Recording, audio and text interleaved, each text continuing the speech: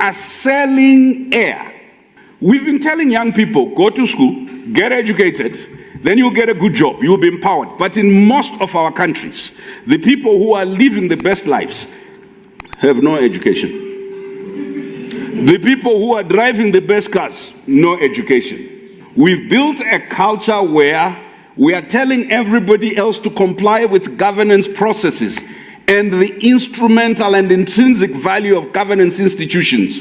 And yet those who break the law, either because they are so high up in government, they're untouchable. So high up in the military, they're untouchable. So high up in the police, they're untouchable. They, their children, their cronies, their girlfriends, and their cats seem to live with impunity. And the only people who live subjected to the reformed governance systems and laws are poor people who will never break through the glass ceiling of deified, sanctified, and elevated fiefdom. How do you deal with the fact that in some of our countries, we've governed the people so badly that citizens are by nature bandits and hostile to the state, even the things that the state does that is good for them? We have political cadres now occupying significant positions in government because they are loyal. Some of them are fantastically incompetent, but they are wonderful people. Unfortunately, wonderfulness does not cure the underdevelopment challenge or the ability of external forces to hijack our governance. The middle class is the worst enemy of governance reforms. Most instances when our institutions are beginning to fail, the middle class takes an escapist attitude. The middle class, electricity is not being provided. We buy generators and solar power. We don't even hold to account those who collect taxes to make sure we have electricity. When security is not working, we hire private security firms. We are no longer interested in the police. Everything that the middle class does is to delegitimize the state when we are legitimating our comforts. The fact that we have lost faith in the state is what enables the big gulf between the top, the middle, and the bottom.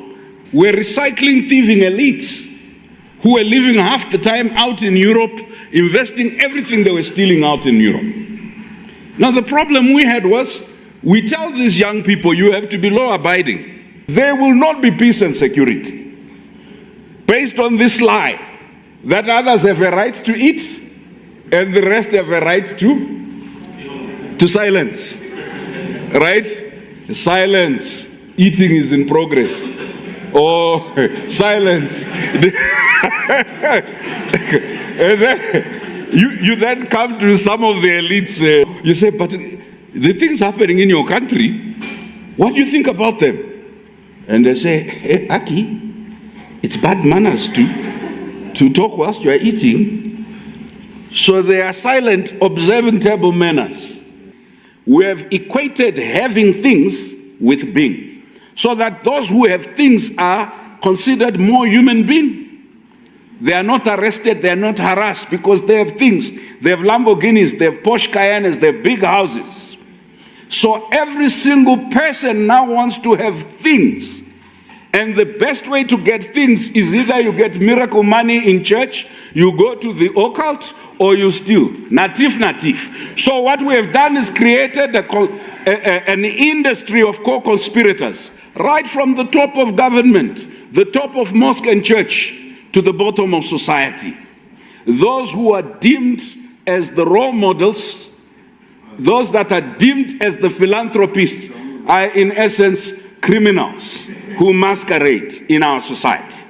However, and this is the thing that I came here to say to you, modern day governance reforms must accept others have designs on our countries.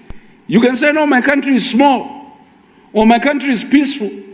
My country does not fight with anyone. They don't care as long as you have what they need. They are going to come and try and corrupt your politicians, corrupt your citizens. If they can't corrupt them, cause them to rebel against you. If they can't cause them to rebel against you, just cause some discontent. Sorry, I cannot be diplomatic. It is not my duty to be diplomatic. Pan-Africanism is not diplomatic. As black people, we were so, we spent half our time obeying rules. Now, here's the thing. I have a lot of time criticizing what Europeans and Americans and the Asians and others do to destroy our sovereignty. That we must never neglect doing. However, I would be dishonest if I did not focus that the discontent of the youth, their sense of exclusion, is the very fact that our local elite, political, bureaucratic, economic, and etc., have spent half their time disemboweling the state, taking out the honey, whilst the people are on the margins. All they're asking for is a little salt, a little bread, a little something to sustain their soul. I think the most politically unconscious by practice are those in most of our country's leadership. Because if they were conscious by having read book, they are not conscious by practice. Because it is not, you cannot be Pan-Africanist by making a great speech at the African Union and then come back and steal all your country's wealth. You know, some minister in a country not too far from here was paid $300,000 US for mining rights for people to get between 3 billion and 40 billion per month. So, my friends, most of the private sector in many African countries is really government senior ministers who, at the point of privatization, privatize the private, and they are the owners. And then they are simply fronts for Western interests. Say no if you want, and I'll produce evidence, right? So when we say private sector-led growth, the people are saying, You are asking us to give the thieves more money. So friends, if we are going to have a private sector, it needs to be not only patriotic but competent. The median age of leadership in Africa is 64. The median age overall for young people is 19, but the median age of leadership is 64. Now, in most countries, the number of people above the age of 64 is less than 4% of the population. And that 4% of the population controls 80% of power in our countries. The fastest growing industry in all our countries has been religion. Now, you do consciousness in school, they undo it in church. So I have a suggestion. It is for government and for the faith sector and others to work around what is it that we're trying to build, what kind of citizens. Because on average, religious entities gather 65% of the population 4 times a week, every week. Even the most effective politician is not able to do that. In some countries, a single religious leader gathers between 30 to 60,000 people in a stadium 3 times a week. And the government has to pay young people to come to a meeting like this because they need facilitation to travel. But those religious leaders get paid by the poor. And I will avoid, for purposes of peace and security, calling any of them fraudulent or false or manipulative. I'll just simply call them religious leaders. But the poor go and they pay. Even your grandmother, your great-grandmother pays. So the consciousness we need to build is together with those that control mass opinion on a regular basis. Religion is producing for us politicians. Religion is producing for us business people. Religion is producing for us lecturers. And these people are not going to lecture outside the comforts of their religious base.